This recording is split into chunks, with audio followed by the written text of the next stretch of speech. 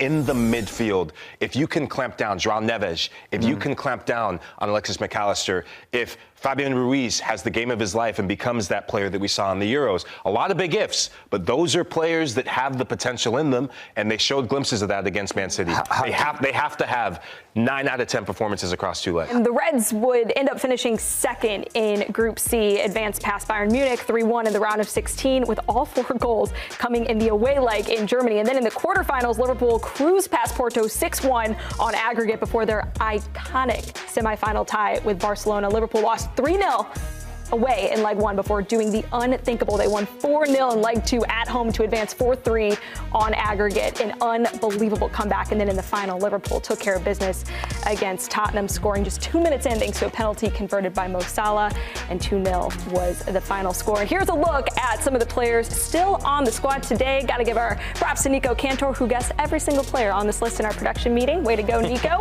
But yeah, look, some of the key pieces to that team still here today and bringing in that crucial leadership and experience. How much, Nico, do you think that gives Liverpool an edge in one of the 3 trophies that they're up for this season?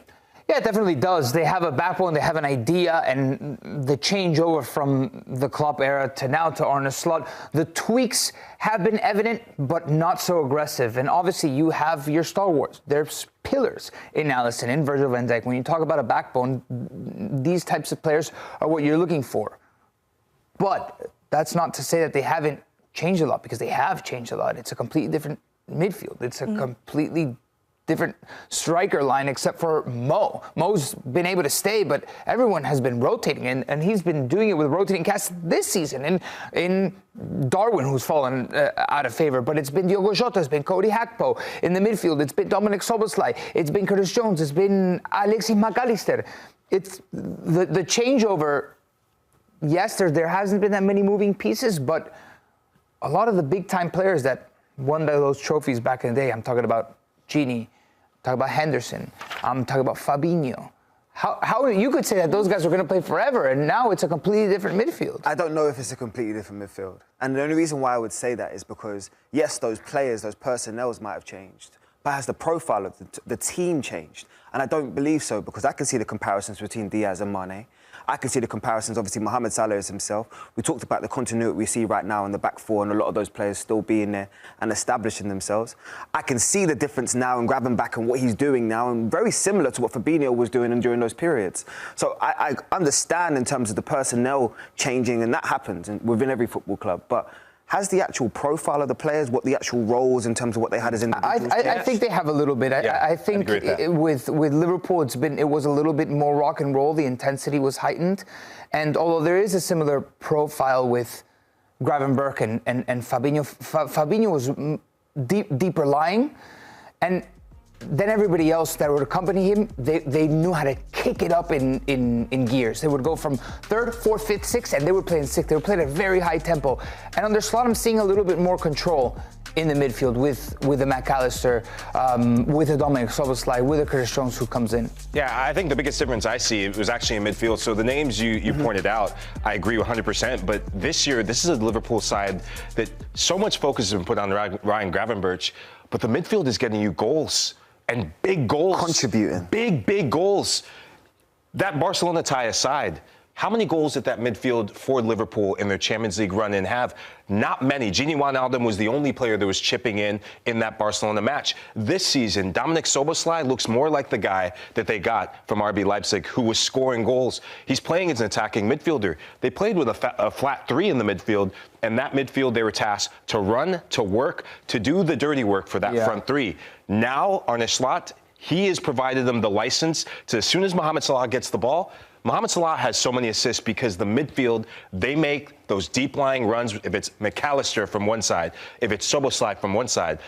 Ryan Gravenberch even has license to bomb forward from his deep-lying playmaking role. So that midfield unbalances so many different sides. For example, I don't think there's like a Henderson on this team. Oh, I do think there is. I do think you see comparisons. I think you see the work that Alexis, especially McAllister, does off of the ball. But he doesn't run as much. Oh, he does. Look at the groundwork. Just because you don't see maybe Jordan Henderson have maybe a little bit less of a tidiness on the ball, but Alexis McAllister is still, he's doing exactly those same dirty works. He's doing those same doggies. He's doing that same excessive pressing, and that's why Gravenberch can feel like, oh, I can go and push forward. I can go and break the lines individually, carrying the ball, or in terms of passing between the lines, because he knows I can trust McAllister in both of those situations. I can trust him as the deeper line player, and I can also trust him in the Henderson workhorse role that he played previously.